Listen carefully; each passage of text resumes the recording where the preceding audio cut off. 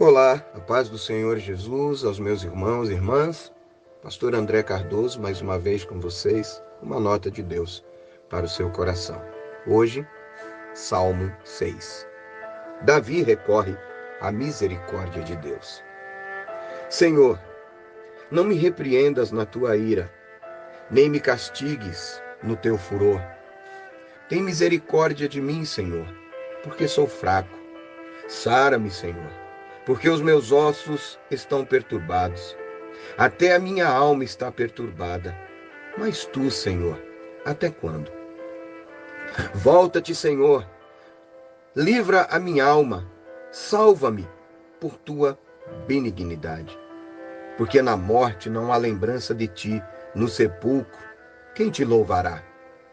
Já estou cansado do meu gemido, toda noite faço nadar a minha cama, molho o meu leito com as minhas lágrimas. Já os meus olhos estão consumidos pela mágoa e têm envelhecido por causa de todos os meus inimigos.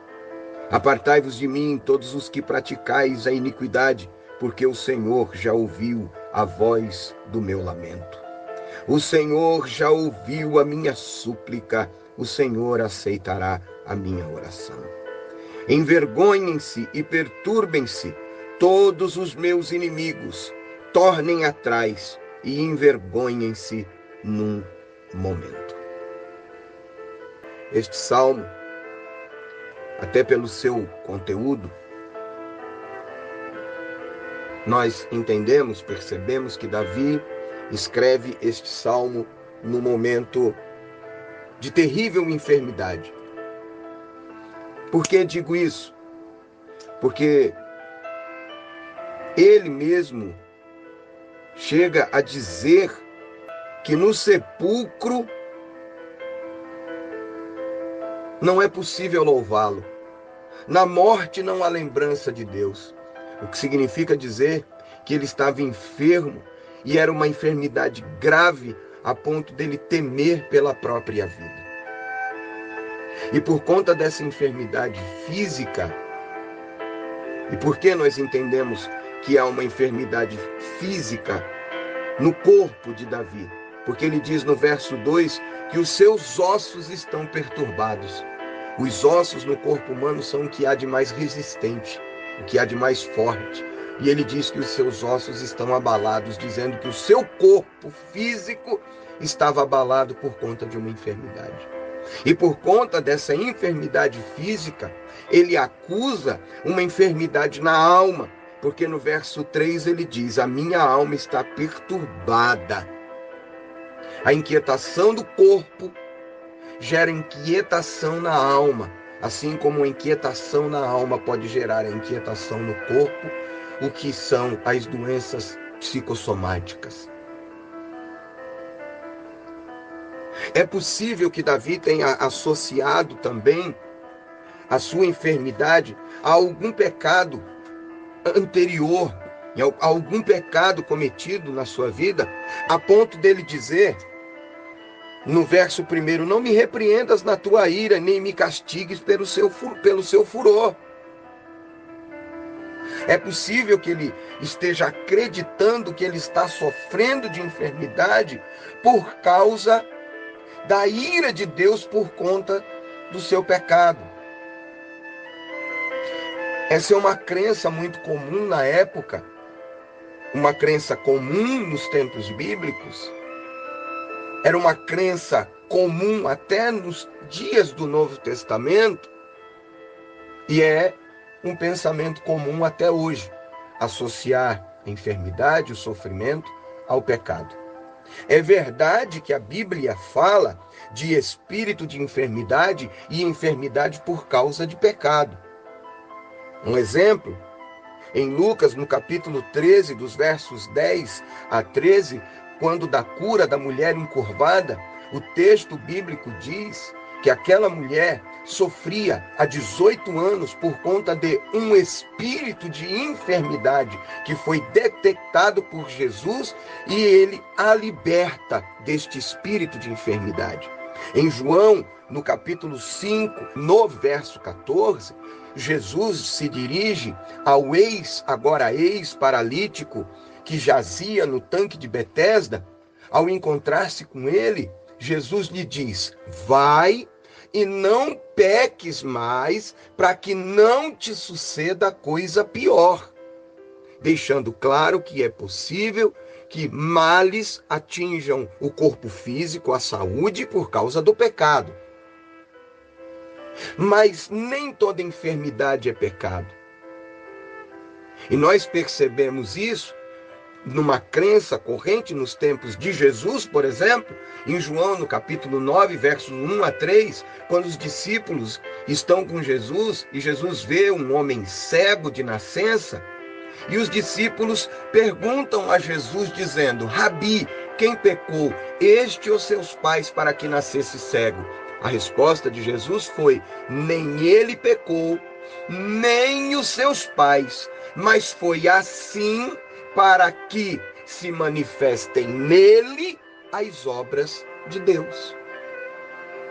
Os amigos de Jó acreditavam que a enfermidade de Jó era consequência também de pecado, mas nós que temos hoje o texto nas mãos, a história nas mãos, entendemos que não, que foi uma permissão de Deus para que, primeiro, Deus fosse exaltado, fosse glorificado em Jó, e segundo, que Satanás fosse envergonhado na sua crença de que o ser humano só adora a Deus quando tem todos os benefícios da parte de Deus.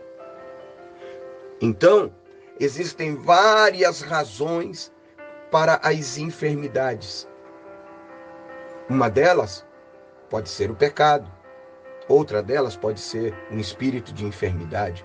Outra delas pode ser para que se manifestem as obras de Deus. E outra é que estamos todos debaixo da lei do pecado, num mundo que jaz no maligno. E, infelizmente, estamos sujeitos a todos os males debaixo do céu. É o que diz o pregador em Eclesiastes, no capítulo 9, que todas as coisas acontecem igualmente debaixo do céu a justos e a ímpios. Então, Davi está buscando a Deus, lamentando a Deus, porque ele está angustiado, a ponto dessa enfermidade no seu corpo mexer com as suas emoções e abalar a sua estrutura, não apenas física, mas também emocional, a ponto dele dizer, no verso 6, já estou cansado do meu gemido, toda noite faço nadar a minha cama, molho o meu leito com as minhas lágrimas. O mesmo homem que escreve no Salmo 3 e no Salmo 4, que em paz se deita, que em paz dorme, que em paz acorda, porque Deus o guarda, ele está dizendo aqui novamente, porque no Salmo 5 ele também diz isso, ele diz novamente no Salmo 6, que há momentos na vida que a angústia nos rouba o sono, o repouso, o descanso, e a nossa alma fica perturbada, a ponto dele dizer que a noite inteira ele chora, e chora, e chora, e ele usa uma linguagem hiperbólica, e ele diz que ele molha a sua cama, que ele faz nadar o seu leito com as suas lágrimas. Tamanha dor, tamanho sofrimento. Não bastasse isso, a partir do verso 7, ele diz que os seus inimigos, e diga-se de passagem, os inimigos são oportunistas e principalmente um inimigo maior, o inimigo das nossas almas, o inimigo de Deus, o inimigo da cruz, o inimigo da igreja, o inimigo de tudo aquilo que é de Deus. Estou falando de Satanás, ele é oportunista. Ele vai esperar um momento de fragilidade, meu, seu, para tentar nos afligir ali, nos derrotar ali, nos tentar ali. Haja visto o que ele fez com Jesus depois de 40 dias de jejum no deserto. Ele se apresenta a Jesus no momento exato em que o texto diz que Jesus teve fome. Quando Jesus manifesta fome, ele se manifesta dizendo: se tu és o Filho de Deus, transforme essas pedras em pães. Mas louvado seja Deus, que Jesus naquele momento o repreendeu e disse: nem só de pão viverá o homem, mas de toda palavra que sai da boca de Deus. Nós precisamos estar alertas, precisamos estar atentos, porque assim como ele fez com Jesus, ele tentou fazer com Davi, no Salmo de número 6, e Davi diz: já os meus olhos estão consumidos pela minha mágoa, e tenho envelhecido por causa de todos os meus inimigos. E ele faz um pedido a essas pessoas, ele faz um pedido, um clamor. É um homem enfermo, é um homem debilitado, e ele diz: apartai-vos de mim, todos os que praticais a iniquidade, afasta de mim, por favor, me deixa quieto, me deixa me restabelecer. Mas é justamente no momento em que estamos mais frágeis, que somos mais abarroados, que somos mais afrontados, que somos mais atacados, vilipendiados, é nesse momento de fragilidade que o inimigo vai tentar nos derrubar. Por isso está escrito que se na hora da adversidade, na hora da dor, na hora da afronta, nos apresentarmos fracos, mostrarmos fraqueza, nos mostrarmos frouxos, covardes, as nossas forças serão pequenas. Por isso nós precisamos ter conosco sempre as palavras de Jesus: vigiai e orai, porque o espírito na verdade está pronto, mas a carne é fraca. E é nos momentos de fraqueza que nós seremos atacados, que nós seremos perseguidos, que nós seremos afrontados, caluniados, difamados. Enfim, o inimigo vai tentar de todas as maneiras nos desestabilizar. Mas é nessa hora, nesse momento, que Davi nos ensina mais algumas preciosas lições neste Salmo de número 6. Ele diz: tem misericórdia de mim. Verso 2. Depois ele diz: sara-me. E no verso 4 ele diz: volta-te, Senhor, livra minha alma e salva-me por tua benignidade. Davi nos mostra, nos orienta, que no momento da dificuldade, o melhor caminho é o caminho da oração, é o caminho da busca incessante, ainda que com poucas forças, incansável, pela misericórdia e pela benignidade de Deus.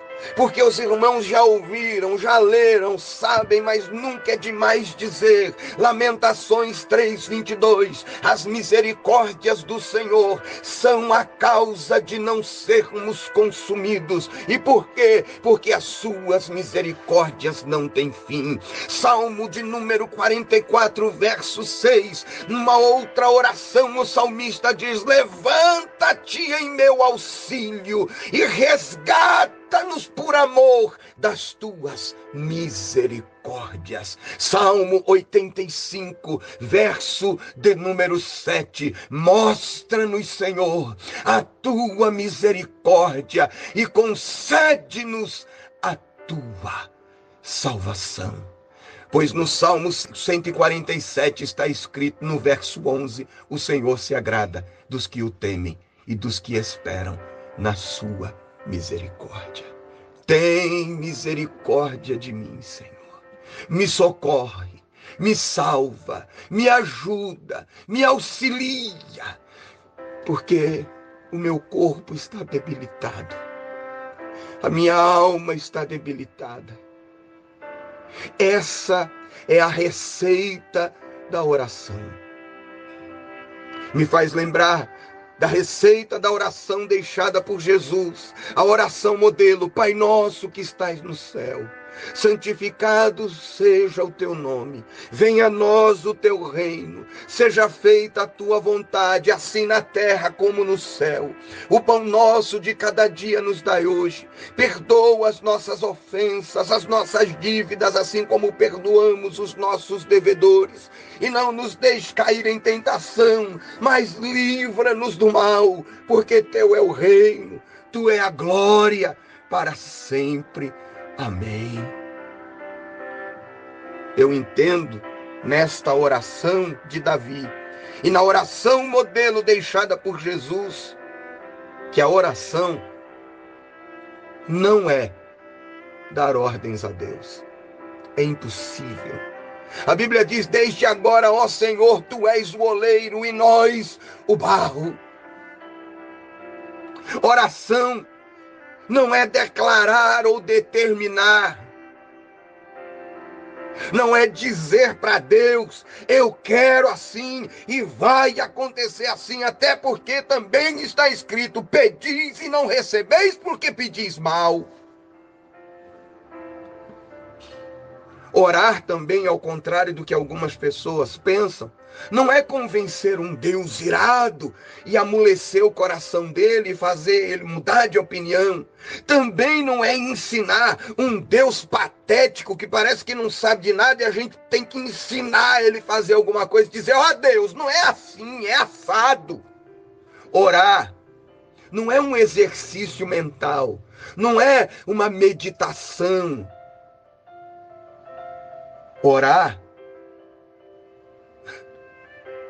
não é uma busca pelo prazer pessoal, um bem-estar. Orar é muito mais que apenas estimular bons pensamentos. Orar é muito mais do que melhorar a nossa autoestima. Frases que eu entendo, não entendam como uma crítica, eu entendo: hora que melhora, a hora que você vai se sentir bem. A oração vai muito além disso. Orar é muito mais do que estimular a nossa mente a produzir os chamados hormônios da felicidade, a endorfina que libera no nosso organismo algo como que um analgésico que nos ajuda em situações de dificuldade, como dor e estresse, e nos ajuda a amenizar esse sentimento. Orar é mais do que produzir ou estimular a produção no cérebro da dopamina, que é um neurotransmissor e é o principal na regulação dos processos motivacionais, que nos impulsiona. Não é pensamento positivo, é mais do que produzir no nosso organismo a serotonina, um neurotransmissor responsável por promover a sensação de prazer e bem-estar, até porque alguns alimentos podem proporcionar isso. Comer chocolate é mais do que produzir no nosso organismo a ocitocina, que é conhecida por ser responsável por promover uma sensação de confiança, auxiliando na criação de laços afetivos e relacionamentos de forma geral, que pode ser gerado, produzido na amamentação ou durante o orgasmo.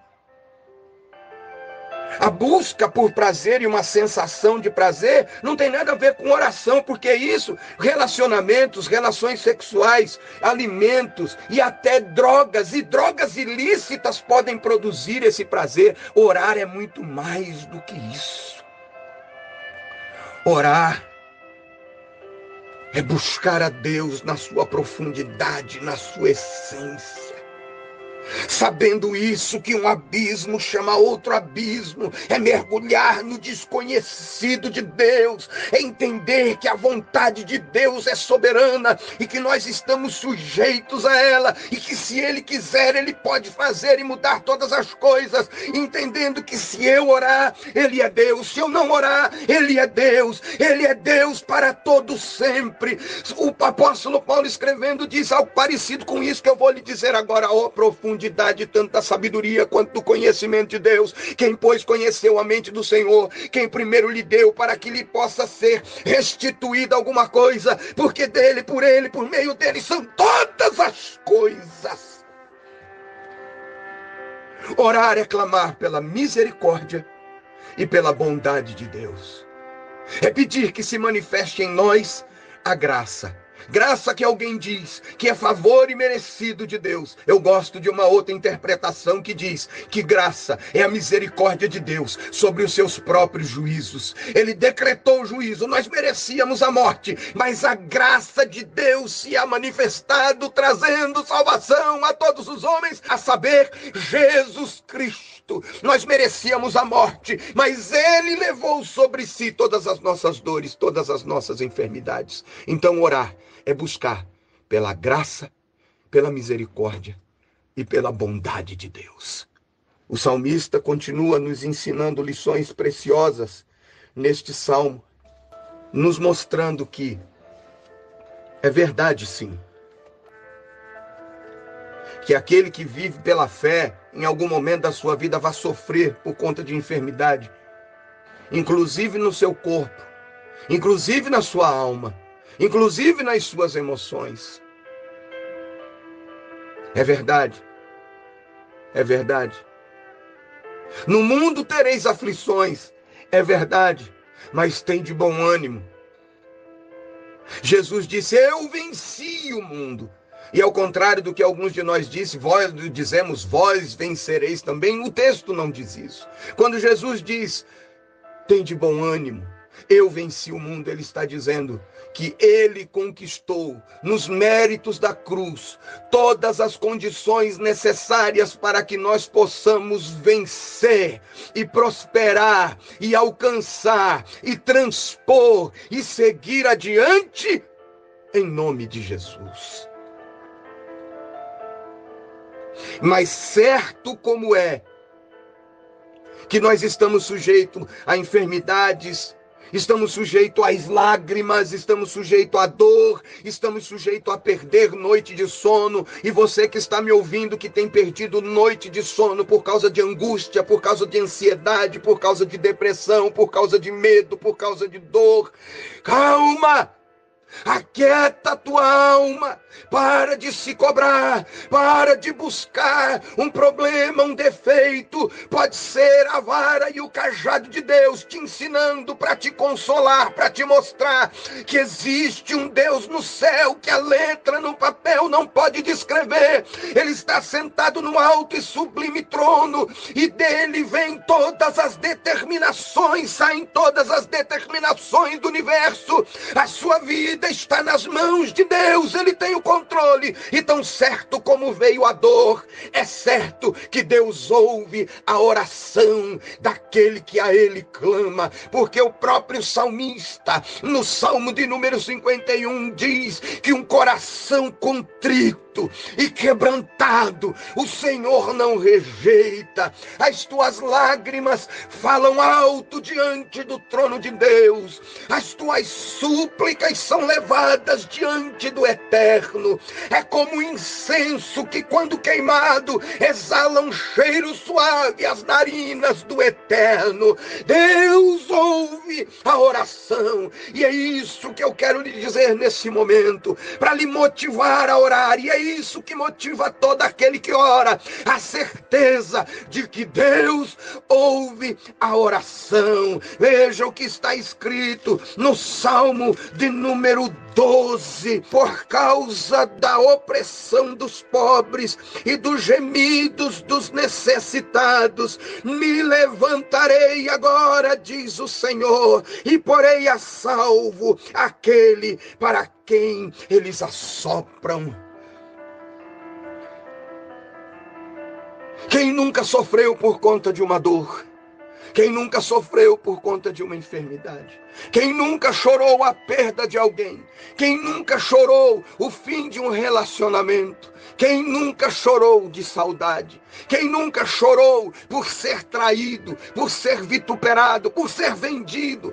Quem nunca chorou por causa da ingratidão de alguém? Eu quero lhe dizer neste momento, nesta nota de Deus para o teu coração, que Deus tem ouvido as tuas orações, que Deus está atento às tuas lágrimas nas caladas da noite, que Deus sabe do choro silencioso e até da lágrima que fica entalada na garganta e que você tem segurado, que você não tem externado, Deus conhece, Deus sabe e Deus ouve a tua oração. O salmista Davi, quando ele foi coroado rei em Jerusalém, em Israel, a Bíblia diz que ele toma algumas concubinas e ali lhe nascem filhos. E ele está feliz, glorificando a Deus, porque o povo o apoia, porque Deus está com ele ali, lhe dando vitória. E aí quando lhe nascem filhos ali em Israel, em Jerusalém, em 2 Samuel, no capítulo 5, no verso 16, ele dá a relação dos filhos que lhe nasceram ali. Diz assim o texto: e tomou Davi mais concubinas e mulheres de Jerusalém, depois que viera de Hebrom, e nasceram a Davi mais filhos e filhas, e estes são os nomes dos que lhe nasceram em Jerusalém: Samua, Sobabe, Natã, Salomão, Ibar, Elisua, Nefeg, Jafiá, Elisama, Eliada e Elifelete. Esses três últimos nomes significam o seguinte: Elisama, Deus ouve; Eliada, Deus vê; e Elifilete significa Deus é a salvação. Davi, que orou, que perseverou até ser coroado rei de todo Israel, quando chega ali e toma posse da bênção, lhe nascem os três últimos filhos, ele dá o nome de Elisama, Eliada e Elifilete, porque Davi está dizendo: a jornada é dura, mas eu consegui chegar, porque Deus ouve a oração de quem clama.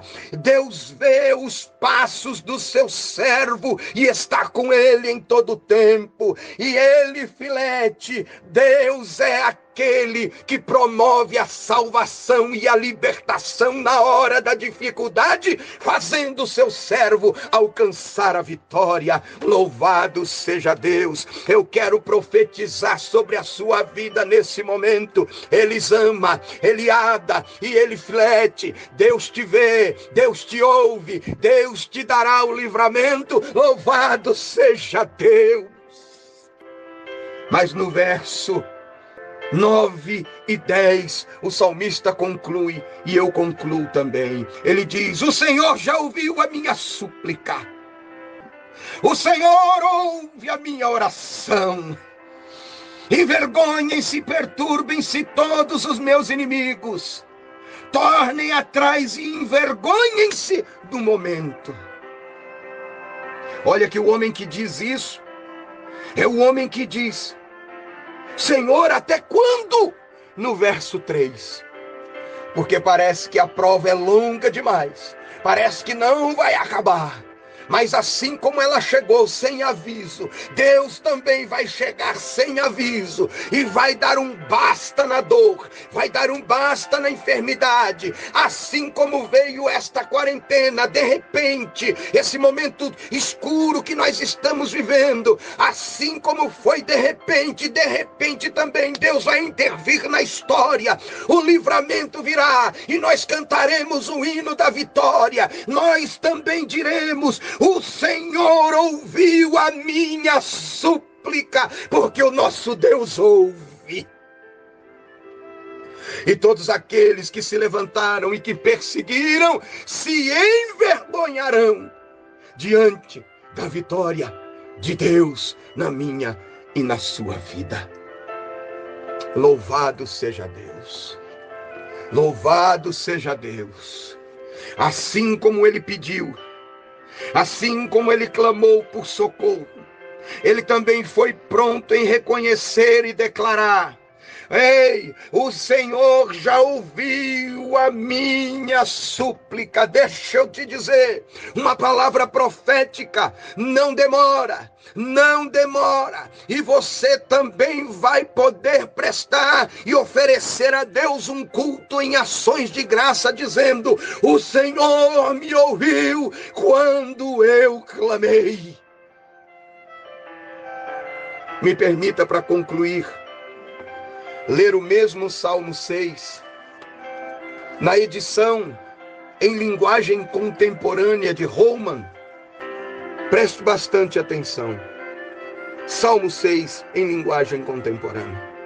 Ó Eterno, para de gritar comigo. Não me ponhas de castigo. Trata-me bem desta vez, pois eu estou carente de afeto. Não vês que estou coberto de hematomas, pancadas que doem no corpo e na alma? Ó Eterno, quanto tempo ainda falta para que me deis uma folga? Aparta e acaba de vez com essa briga. Ó Eterno, se me amas de fato, então me tira daqui. Que valor eu vou ter para ti se eu estiver morto? Não poderei cantar em teu louvor se estiver numa sepultura. Eu estou cansado de tudo isso, muito cansado. A minha cama está inundada há 40 dias e 40 noites no dilúvio das minhas lágrimas. Meu colchão está encharcado, ensopado de lágrimas. As órbitas dos meus olhos são como buracos negros, quase cego. Vou piscando e tateando. Caiam fora, gente perversa. Mas finalmente o Eterno ouviu os meus soluços. Meus pedidos foram atendidos. Minhas orações foram respondidas. Acovardados, meus inimigos desaparecem, vendo que a desgraça caía sobre eles. Viraram as costas e fugiram. Creia, você vai chegar do outro lado. Você vai passar por este momento de dificuldade, por esse vale de lágrimas que parece sem fim, mas Deus te visitará, porque Ele ouve a voz da tua oração e da tua súplica. O Senhor te abençoe e te guarde. O Senhor faça resplandecer o seu rosto sobre ti e tenha misericórdia de ti. O Senhor sobre ti levante o seu rosto e te dê a paz. A paz de Deus que excede todo entendimento. Guarde sua mente, coração, sentimentos em Cristo Jesus. Amém e amém. Até a próxima, em nome de Jesus.